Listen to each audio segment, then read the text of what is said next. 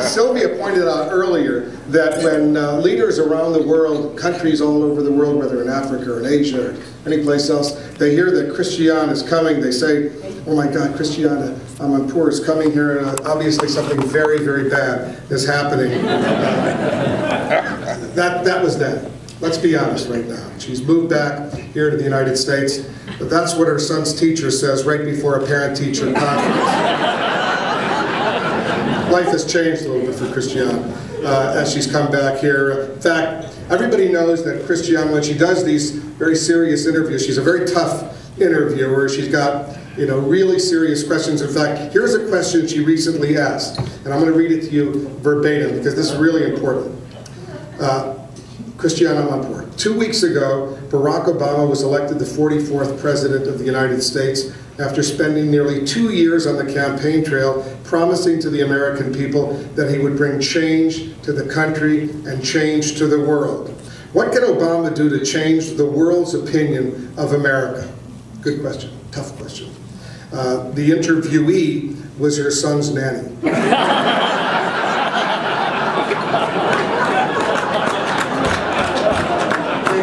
She gave a good answer, too. Life has changed for Christian a little bit since she's come back to the United States. In fact, all of us know she's a courageous journalist. You know, she's got guts, and I'm going to tell some stories later about some personal experiences that I had working with Christian in various hotspots. But you know what? It's changed a little bit. Since she's come back to the United States, she still likes to live on the edge every single day. She is on the edge of what is going on. In fact, she always has lunch at the Council on Foreign Relations and dinner at the Carnegie Endowment for International Peace. Not everyone is that fun, right? We're here tonight to give Christian this great award. It's not a surprise, you know, ever since she really made her mark back in the Gulf War, the first Gulf War back in 1991. I think Christian has won every single award, and it's taken you guys a long time to give her this fourth estate award. What's this wrong? Oh, okay, you've got to be a certain age to get this award.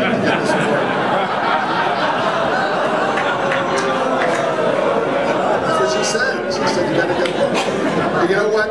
She's won every single award, and in fact, they're getting, you know, sort of pretty stingy or whatever. It's getting tough to get some of those awards, but we heard that she is now one of the finalists for Maxim Magazine's award, Flak Jacket Fave. She's getting ready for that award.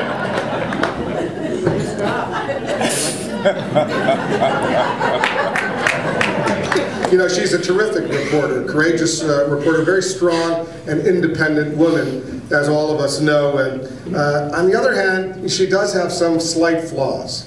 She doesn't like to share the spotlight that much. You know, stuff happens. In fact, many of you remember, this is a true story, when the then First Lady, Hillary Clinton, was dodging bullets as she was landing.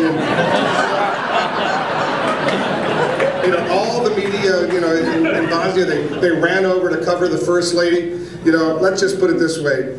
Eyewitnesses, and we have this on very good authority, they placed Christian in the Tuzla Hills, dressed in camouflage, and she had a sniper rifle over her shoulder. Didn't like sharing the spotlight that much. There are rumors that Christian is so tough, she relaxes at home right now in Manhattan. She relaxes at home with her Kalashnikov. That's not true. That's completely untrue. Come on. It's a belt-fed M240 Bravo with the hydraulic recoil buffer system and laser sights. Is that correct? Yes. She recently said, by the way, and many of you saw this on CNN, that Barack Obama has inherited what she calls the inbox from hell. That's what we thought John Klein, our CNN president, inherited thanks to Christian when he took over CNN a few years ago.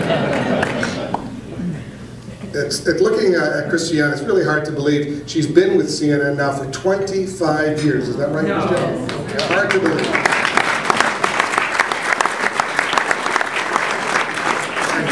Some of the executives from CNN, you can see it's a lot easier to believe that because she's been beating these guys down for a long, long time. It's not easy. And we're really proud, by the way. Christiane's got a fabulous new documentary that's going to debut on CNN on December 4th, 9 p.m. Eastern. 9 p.m. Eastern. She's got a brand new documentary. We're really thrilled about this. If you've ever seen her work, it's really amazing. The new documentary is entitled Scream Bloody Murder. You're going to want to see this documentary. It's all about all those producers who got in her ear during a live shot and told her to keep it short.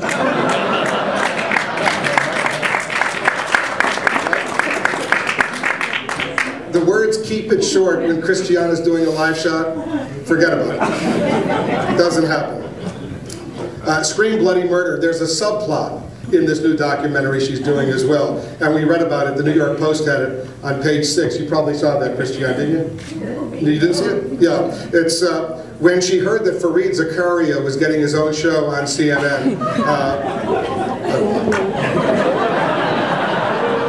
Remember that, Christiana? Scream Bloody Murder.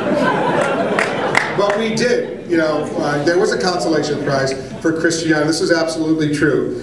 She did get a guest shot on the season finale of the Gilmore Girls. That's true, right?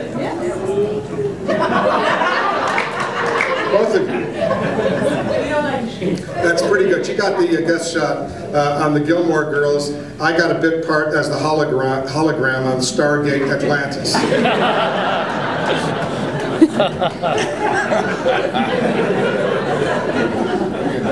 Yeah, I've seen senior producers at CNN turn red and start running because the most frightening words they could hear when they get the phone call is, "Christiana's on the phone and her script is too long." I don't want to deal with that. She did do a great documentary. You probably saw it a couple years ago at God's Warriors. It was brilliant. It was a great documentary. Told the story of Christian, Muslim, and Jewish extremists. And you know, she's got a sequel coming up to that God's Warriors that's coming up very soon. Right after this Scream Bloody Murder comes out, the next one is entitled Quaker Ninjas.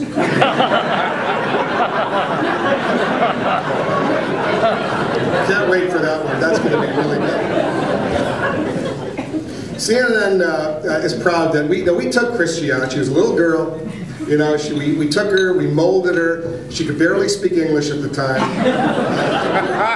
They told her, you know, you were never going to make it in local television because you have this strange accent. They told me the same thing when I walked in and I had a beard. And they said, you're never going to make it in this business. But both Christiana and I, we've made it at CNN over all of these years because what we do best when we're on television, the two of us together, Christiana, you can confirm this, happy talk. We're doing a lot of happy talk, the two of us. It's really our strength, and that's why, you know, she's perky and, you know, I'm sort of happy, right? And how about that Madeleine Albright? She is funny, isn't she?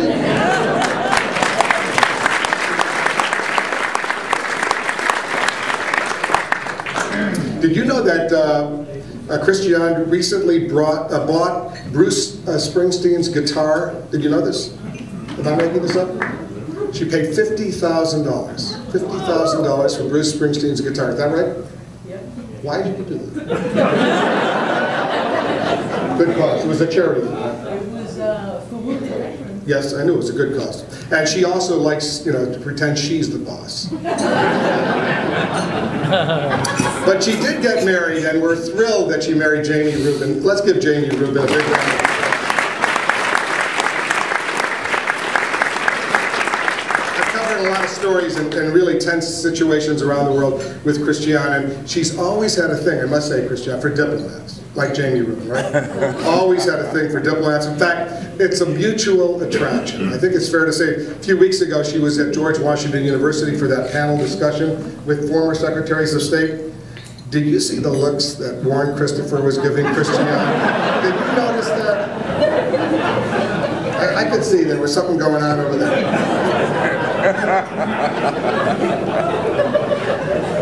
A lot of people don't realize that. Warren Christopher, he's only 83 years old. Like Christiane, he's a wild guy.